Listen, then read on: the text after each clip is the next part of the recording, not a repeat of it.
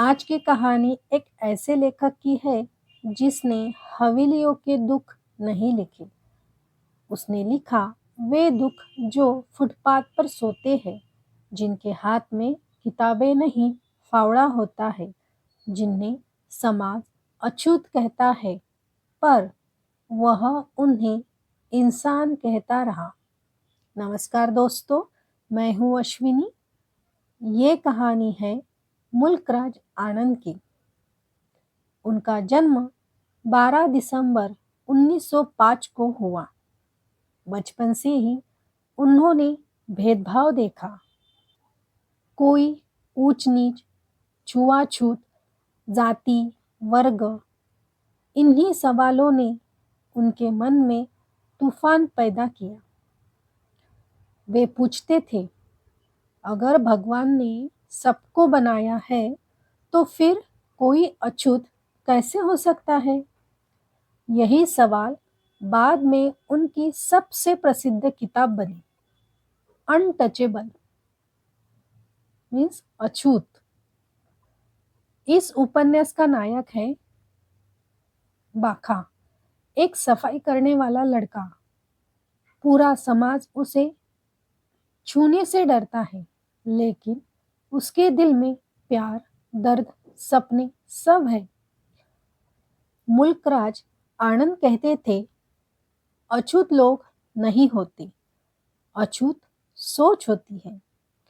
उन्होंने मजदूरों को, कूलियों, गरीबों की दुनिया लिखी। कूली, मजदूरों की करुण कहानी।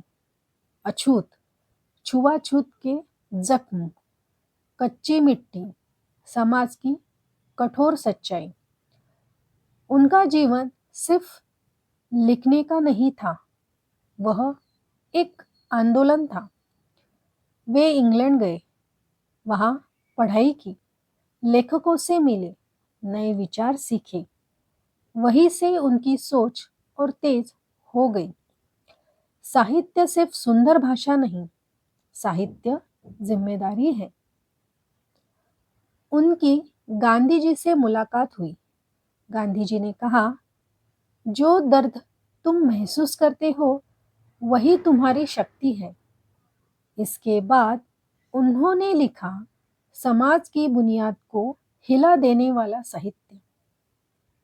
उनकी भाषा सीधी, साफ और तेज थी।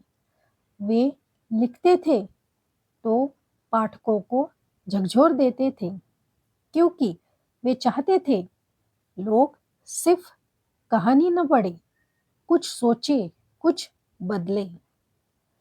उनकी रचनाओं में 3 बड़ी बातें मिलती हैं। पहली, इंसान की बराबरी, कोई ऊंचा नहीं, कोई नीचा नहीं। गरीब का दर्द, जो आमतौर पर कोई नहीं दिखाता। समाज पर सवाल, परंपरा सही है या अन्याय। उन्होंने यह भी सिखाया, लेखकों का काम सिर्फ मनोरंजन नहीं, लेखक समाज की अंतरात्मा होती है। जीवन के अंतिम दिनों तक वे लिखते रहे। वे कहते थे, जब तक अन्याय बाकी है, मेरी कलम को आराम नहीं। आज भी जब हम जाति, छुआछूत, गरीबी की बात करते हैं, तो मुल्कराज आनंद की आवाज सुनाई देती है, धीमी लेकिन बेहद गहरी। अगर आपने कभी महसूस किया हो कि किसी के साथ अन्याय हो रहा है और आपका दिल बेचैन हो जाए, तो समझिए आपके भीतर भी मुल्कराज आनंद का हिस्सा है। यही उनकी विरासत है, इंसान को इंसान की तरह देखना। मुल्कराज आनंद का बचपन आराम का नहीं था। उनके आसपास गरीबी भी थी और भेदभाव भी। वे सेना के परिवार से थे, पर दिल में सैनिक नहीं, दिल में एक संवेदनशील लेखक बैठा था। एक दिन बचपन में उन्होंने देखा, एक अछूत बच्चा कुएं से पानी नहीं भर सकता, क्योंकि समाज ने कह दिया, वह छू लेगा तो पानी अपवित्र हो जाएगा। लेकिन वही बच्चा पूरे गांव को गंदगी साफ करने का काम कर सकता था। यही से उनके भीतर विद्रोह पैदा हुआ। वो सोचते रहे, जिस हाथ से सफाई हो सकती है, वही हाथ पानी को गंदा कैसे कर सकते हैं? यही सवाल बाद में अछूत उपन्यास बना। उनका किस्सा। जब मुल्कराज आनंद ने अछूत लिखी, पहले पहले प्रकाशकों ने कहा, ये किताब मत छापो, लोग नाराज होंगे। जाति पर लिखोगे तो बेचना मुश्किल है। लेकिन उन्होंने हार नहीं मानी। उन्होंने कहा, अगर साहित्य सच न बोले तो फिर बोले ही क्यों? अंत में किताब छपी और क्या हुआ?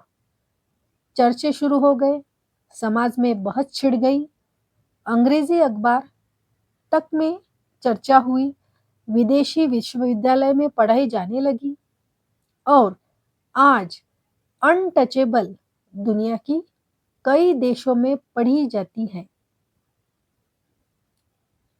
उनका दूसरा किस्सा। एक बार वे गांधी जी से मिले।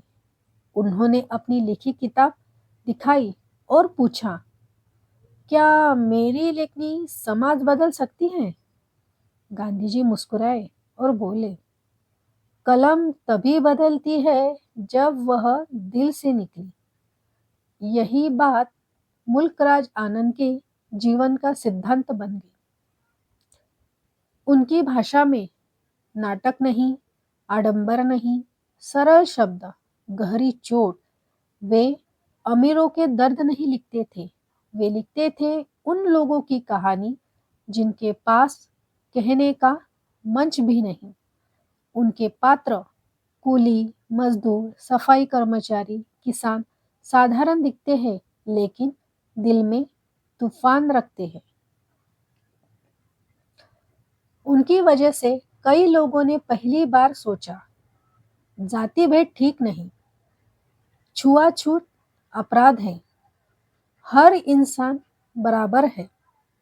उनकी किताबों ने सिर्फ मनोरंजन नहीं किया, उन्होंने समाज के जख्मों पर उंगली रख दी। Life lessons. मुल्कराज आनंद हमें सिखाते हैं, अगर दर्द दिख रहा है तो चुप मत रहो। लेखक सिर्फ लेखक नहीं, जिम्मेदारी होती है। सबसे नीचे खड़ा इंसान की तरफ देखो। इंसानियत सबसे बड़ी पूंजी है। और सबसे बड़ी बात, अछूत लोग नहीं होते, अछूत सोच होती है।